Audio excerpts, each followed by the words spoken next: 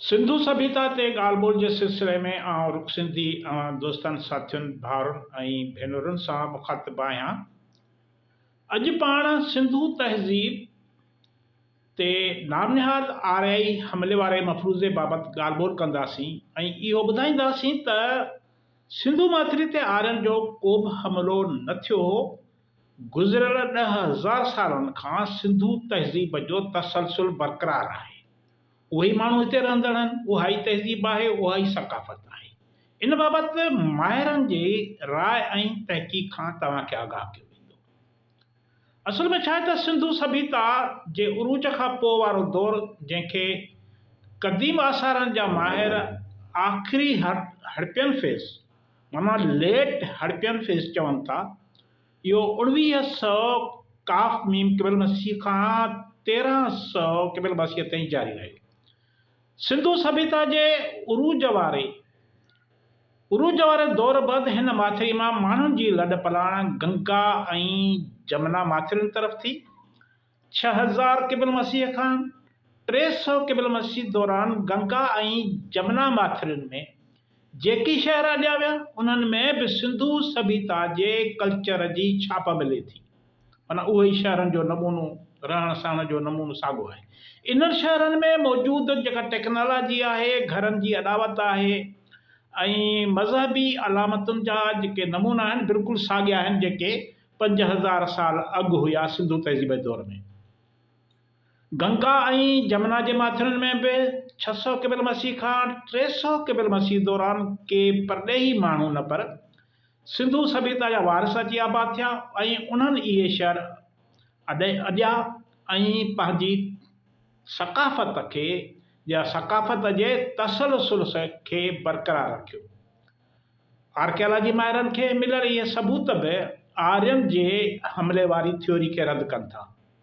जेकॾहिं सिंधु माथिरी जी सभ्यता खे ॿाहिरां आयल आर्यनि कब्ज़ो करे तबाह करे छॾियो हो, त हमले आवर गंगा ऐं जमुना जे माथिरियुनि में पंहिंजी सक़ाफ़त जो फैलाव कनि हा, पंहिंजे मज़हबी रीतुनि रस्मुनि, घरनि जी अॾावत ऐं आर्ट खे हथी ॾियनि हा।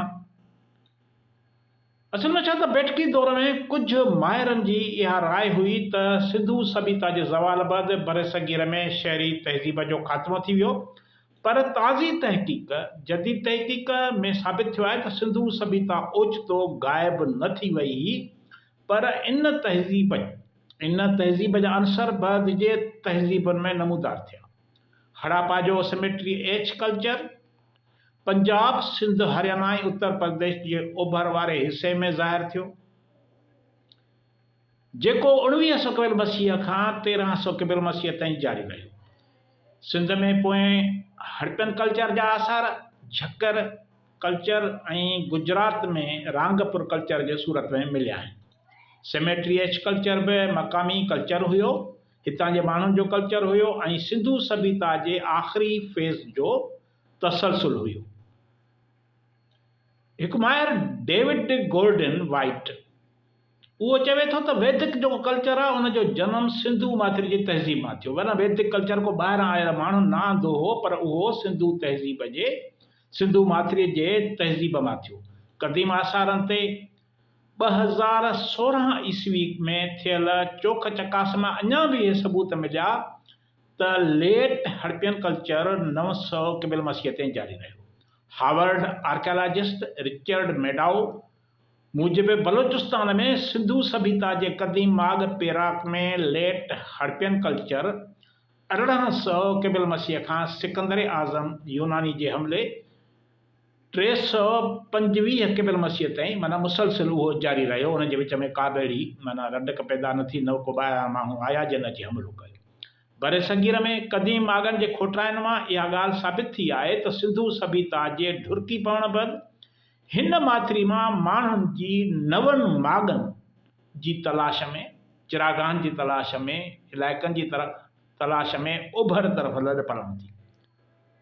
क़दीम आसारनि जे माहिर पोशेल मूजिब 1900 क़िबल मसीह बैदि सिंधु माथिरीअ जी ओभर तरफ़ यानी मौजूदा इंडिया में उन वक़्तु मागनि जो अंग 218 मां वधी 853 थी वियो। माना हितां जो माण्हू विया त उन्हनि वधीक शहर ऐं आबादियूं क़ाइमु कयूं। इन करे मागन जो जेको त शहरनि जो अंगु हो, वसंतियुनि जो अंगु हो, 218 मां वधी 853 थी वियो। गंगा माथिरी में थियल खोटाइण मां पतो पवे थो त सिंधु सभ्यता जे पोइते पवण खां कुझु सदियूं पोइ यानी 1200 क़बल मसीह में इन्हनि शहरनि जो गंगा माथिरीअ में बुनियादु पवणु शुरू थियो, जंहिंमां इहा ॻाल्हि पधरी थी पई आहे त तहज़ीब जो तसलसुल रुकिजी न वियो हो, पर इहो सिंधु माथिरी जी ओभर यानी गंगा माथिरी में जारी रहियो।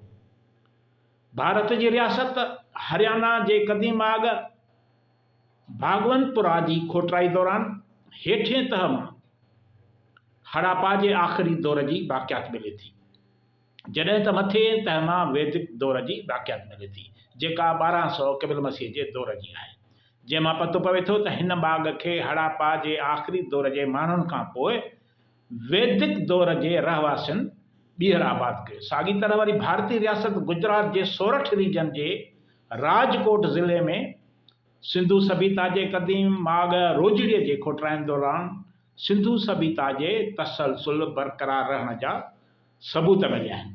हिन माग जी पोशेल ऐं MH रावल तरफ़ां 1982 ऐं 1995 ईस्वीअ में खोटराई कराई वई। हिन माग जे हेठिएं तह जो वास्तो सिंधु सभ्यता जे उरूज वारे दौर माना 2500 क़बल मसीह खां 2200 क़बल मसीह सां आहे, जॾहिं त मथियों जेको तह आहे उहो आहे वैदिक दौर 1900 क़बल मसीह खां 1700 क़बल मसीह सां वास्तो उहो रखंदड़ आहे दौर। माहिरनि मूजिबि ॿिन्ही तहनि में साॻी सक़ाफ़त जो तसलसुल मिले थो। मार्क केनवायर मूजिबि सिंधु सभ्यता जे क़दीम आसारनि जी थियल ताज़ियूं खोटरायूं ऐं तहक़ीक़ आर्यन जे हमले वारी थ्योरी खे रद्द कनि थियूं। मार्क केनवायर तमामु दुनिया जो वॾो आर्कियालॉजिस्ट आहे ऐं वरी हू सिंधु तहज़ीब ते बरे सगीर ते ईरान ऐं वेझा जेके इलाइक़ा आहिनि उन्हनि जे तहज़ीब ते हुनजी तमामु वॾी खोजन आहे। ताज़ी तहक़ीक़ मां साबित थियो आहे त सिंधु तहज़ीब जे आख़िरी दौर में मोहन जे दड़े ऐं हड़ापा जे शहरनि में वैदिक दौर जा माण्हू रहंदा हुआ। सरस्वती नदी जे सुकी वञण बैदि सरस्वती नदीअ जे पाणीअ ते जेके इन्हिसार रखंदड़ शहर फिटी विया। उतां जे माण्हुनि बि मोहन जे दड़े ऐं हड़ापा तरफ़ लॾ पलाण कई, जंहिं सबबु इहे शहर आबादीअ जे दॿाउ हेठि अची विया। हिकु अंदाज़े मूजिबि उन वक़्तु हड़ापा शहर में 50,000 माण्हू रहंदड़ हुया। मार्क केनवायर मूजिबि सिंधु माथिरीअ में उन वक़्तु मुख़्तलिफ़ नस्ली ग्रुपनि पंहिंजी सुञाणप लाइ मुख़्तलिफ़ मोहरूं ईजाद कयूं। हर माना ग्रुप जी पंहिंजी सुञाणप हूंदी लाइ अलॻि मोहर हूंदी हुई, जिन में हिकु संगी ढगे ऐं मेंह जा निशान अलामत तौरु इख़्तियार कया हुआ। हिकु संगी ढगो जेको आहे जी अलामत सिंधु माथिरी जे रहवासियुनि जी ईजाद हुई, माना इहे ॿिए हंधि अहिड़ी का मोहर नथी मिले, जेका सदियूं अॻु सिंधु माथिरी मां मेसोपोटेमिया जे ज़रिए यूरोप ताईं पहुती। मार्क केनवायर लिखे थो त माज़ीअ में मुहक़िक़नि तरफ़ां सिंधु तहज़ीब बाबति इहो नतीजो कढियो वियो त 1750 क़बल मसीह में हिन सभ्यता जा तहज़ीब जा माग ओचितो सफ़े हस्ती तां ग़ाइब थी विया या मिटिजी विया। पर हू चवे थो त असांजी ताज़ी तहक़ीक़ साबित कयो आहे त सिंधु तहज़ीब जे उरूज खां पोइ वारे फेज़ में 1900 क़बल मसीह खां 1300 क़बल मसीह ताईं हड़ापा जे शहरनि में साॻिया माण्हू आबाद हुया, माना ॿाहिरां के माण्हू कोन आया। क़दीम आसारनि जे मार्क केनवायर मूजिबि सिंधु सभ्यता जे पोएं दौर जे बिरादरियुनि में कंहिं बि नए क़िस्म जी आबादीअ जे मौजूदगीअ जो को बि सबूत नथो मिले। सिंधु तहज़ीब जे उरूज वारे दौर बैदि बि साॻियो कल्चर बरक़रार रहियो। हड़ापा एज कल्चर में इहे साॻिया माण्हू आबाद रहिया जेके इन खां अॻु सिंधु तहज़ीब जा वारस हुया। संदनी तहज़ीब जो तसलसुल बरक़रार रहियो। स्केलेटल बायोलॉजी जे माहिरनि मूजिबि सिंधु सभ्यता जे वारसनि ऐं मौजूदा दौर में हिन माथिरीअ में रहंदड़ माण्हुनि विच में कद बुत यानी हयातियाती तौरु हिकु जहिड़ाई मौजूदु आहे, माना साॻी हर काठ जा माण्हू।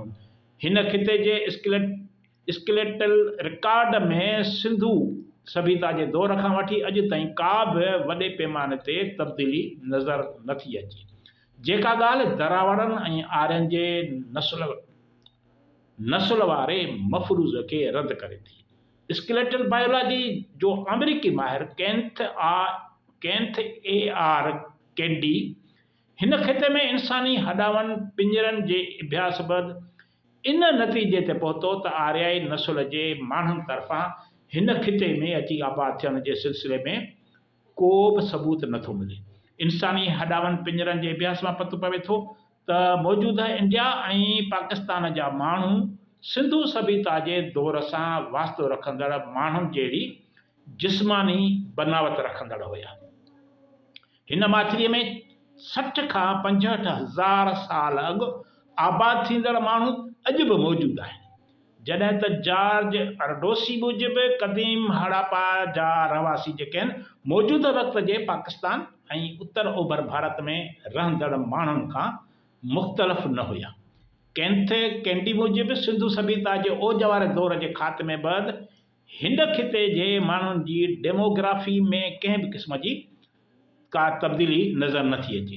कैंडी सिंधु सभ्यता ऐं गंधारा तहज़ीबुनि विच में वरी भेट थो करे। उहो लिखे थो त गंधारा तहज़ीब जे दौर में बि असांखे ॿाहिरां आयल आर्यनि जे हयातियाती सुञाणप जी का बि निशानी नथी मिले, जॾहिं त ॿिन्ही तहज़ीबुनि जे माण्हुनि जे हयातियाती यानी जिस्मानी बनावट में हिकु जहिड़ायूं ज़रूरु मिलनि थियूं।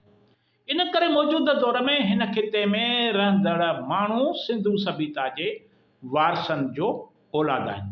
सिंधु ऐं गंधारा तहज़ीब जा रहवासी बायोलॉजिकल तौर हिक ई ग्रुप सां वास्तो रखंदड़। गंधारा तहज़ीब जे माण्हुनि जो कंहिं बि आर्याई ग्रुप जे माण्हुनि सां को बि वास्तो न हुयो। कैंडी मूजिबि हड़प्पा जे मथे तह सिमेट्री H कल्चर जा रहवासी इहे ई माण्हू आहिनि हुआ जेकी हड़प्पा जे उरूज वारे दौर में हिते मौजूदु हुया। यूनिवर्सिटी ऑफ अलास्का जे आर्कियोलॉजिस्ट ब्रेन हैम्फिल मूजिबि सिंधु सभ्यता जे दौर बैदि हिन खिते में कंहिं बि क़िस्म जी ॿाहिरीं आबादीअ जी वॾे पैमाने ते लॾ पलाण या जेनेटिक तब्दीली जी का बि साबिती न मिली आहे। जॾहिं त इन दौर में सिंधु माथिरी ऐं सेंट्रल एशिया जे माण्हुनि विच में नंढी सतह ते राब्ता मौजूदु हुया। हिन हवाले सां पाण अञा वधीक ॻाल्हि ॿोल कंदासीं ईंदड़ वीडियो ताईं इजाज़त ॾींदा। महिरबानी।